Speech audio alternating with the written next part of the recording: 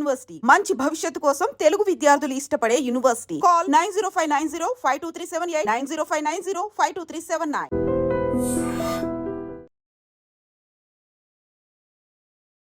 ఇంటికి తిరిగి మళ్ళీ జాగ్రత్తగా వెళ్తామా లేదా అనే భయం పట్టుకుంటుంది కొన్ని రోడ్డు ప్రమాదాలు చూస్తుంటే. విశాఖ జిల్లా గాజువాక, పాత గాజువాకలో స్కూల్ పిల్లల ఆటో ప్రమాదానికి గురైంది. ఈ ప్రమాదంలో గాయపడినటువంటి చిన్నారులను, స్కూల్ పిల్లలను స్థానికంగా ఉన్నటువంటి సన్ రైజ్ హాస్పిటల్కి ట్రీట్మెంట్ కోసం అయితే తీసుకువెళ్లారు. అసలు ఏం జరిగిందంటే, మింది నుంచి ఆటో నగర్, ఓల్డ్ గాజువాకలో ఉన్న ఆటో నగర్, శ్రామిక నగర్లో ఉన్న ఏవికే స్కూల్కి స్కూల్ పిల్లలతో వెళ్తున్నటువంటి ఆటోను ఓల్డ్ గాజువాకలో అటువైపుగా వస్తున్నటువంటి ఒక ప్రైవేట్ బస్, అది ఫార్మా కంపెనీకి చెందిన బస్గా తెలుస్తోంది, ఢీకొనటంతో ఒక్కసారిగా ఆటో కంట్రోల్ తప్పి పల్టీలు కొట్టడం వల్ల పిల్లలందరూ కూడా చిన్నగా గాయపడ్డారు. ఇందులో ఆటో డ్రైవర్ మధ్యమత్తులో ఉన్నట్టుగా ప్రైమరీగా మనకు అందుతున్నటువంటి ఇన్ఫర్మేషన్ కూడా. దాంతో పాటు ఈ స్కూల్ పిల్లల్ని స్కూల్కి తీసుకువెళ్ళడానికి వెళ్తున్న ఆటోలోనే ఈ ఆటో డ్రైవర్ తన పిల్లాడిని కూడా ముందును కూర్చోబెట్టుకున్నాడు. ఒక్కసారిగా ప్రమాదం జరిగినప్పటికీ అతడు డ్రైవర్కి కూడా గాయాలయ్యాయి. చిన్నపిల్లలు అందరూ ఒక్కసారిగా భయపడిపోయారు, ఒక ప్యానిక్ లోనికి వెళ్ళిపోయారు. ఇమీడియట్ గా లోకల్ గా ఉన్నటువంటి స్థానికులందరూ కూడా పిల్లల్ని రెస్క్యూ చేసి వాళ్ళకి కాసేపు ధైర్యం చెప్పి ఆ తర్వాత స్థానికంగా ఉన్నటువంటి హాస్పిటల్ కి అయితే తరలించడం జరిగింది. ఇక్కడ ప్రధానంగా డ్రంక్ అండ్ డ్రైవ్ వల్ల చాలా ప్రమాదాలు, వాళ్ళే రోడ్డు ప్రమాదానికి సెల్ఫ్ యాక్సిడెంట్లతో పాటు కొన్ని చోట్ల చాలా జాగ్రత్తగా వాహనాలు నడుపుతూ వస్తున్న వాళ్ళు కూడా ప్రమాదానికి గురి అవటానికి కారణంగా మారుతున్నారని కూడా చెప్పొచ్చు. చాలా మంది క్షతగాత్రులుగా మిగులుతున్నారు. కొంతమంది అయితే పూర్తి స్థాయిలో బాడీ పార్ట్స్ ని కోల్పోవాల్సిన పరిస్థితి, పూర్తి అంగవైకల్యంకి గురవుతున్న సందర్భాలు ఉన్నాయి. కొంతమంది స్పాట్ లోనే ప్రాణాలు కోల్పోతున్న సందర్భాలు, అలాగే బ్రెయిన్ డెడ్ అవుతున్న, ఇవన్నీ కూడా మనం ఎక్కువ శాతం రోడ్డు ప్రమాదాల్లో చూస్తూ ఉన్నాం. ఈరోజు ఒక్కసారిగా స్కూల్ పిల్లల ఆటో రోడ్డు పైన పడిపోయింది అనగానే ఒక్కసారిగా అందరూ ఉరుకులు పరుగులు పెట్టారు. ఇమ్మీడియట్ గా ఆ ఆటోని పైకి లేపి అందులో ఉన్నటువంటి పిల్లల్ని అందరూ కూడా ఒక సర్ది చెప్పి ఏం కాలేదు నాన్న అని వాళ్ళని కాసేపు ఊరటించి ఆ తర్వాత హాస్పిటల్కి అయితే పంపించడం జరిగింది. మీ అందరికీ గుర్తుండే ఉంటుంది, స్కూల్ ఆటో ప్రమాదం అనేటప్పటికీ ప్రతి ఒక్కరిని భయాందోళనకు గురి చేసేటటువంటి ప్రమాదం.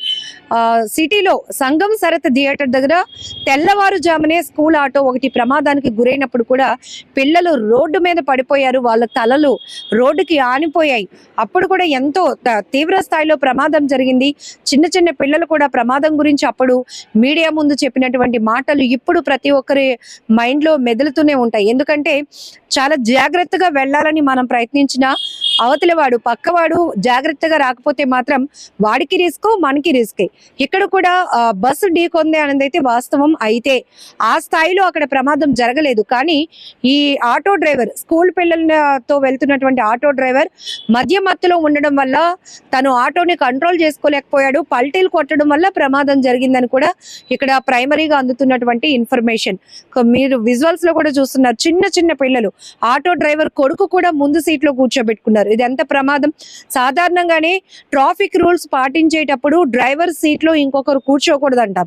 అలాంటిది వాళ్ళ చిన్న పిల్లడిని కూడా తన ముందు కూర్చోబెట్టుకుని డ్రైవింగ్ చేయడం ఒక ప్రమాదం. అయితే వెనకాతల స్కూల్ పిల్లలు ఉన్నారు, ఆ డ్రైవర్ ఎంత అప్రమత్తంగా ఉండాలి. తల్లిదండ్రులు బోత్ వర్కింగ్ వాళ్ళు కావడం వల్లే పిల్లల్ని పికప్ అండ్ డ్రాపింగ్ కి ఆటోస్ ని ఎంగేజ్ చేసుకుంటూ ఉంటారు. కొన్ని స్కూల్స్ అయితే వాళ్ళు ఎఫర్ట్ చేయగలిగితే స్కూల్ బస్ ట్రాన్స్పోర్ట్ ఫెసిలిటీ ఉంటుంది కాబట్టి దాన్ని ఉపయోగించుకుంటారు.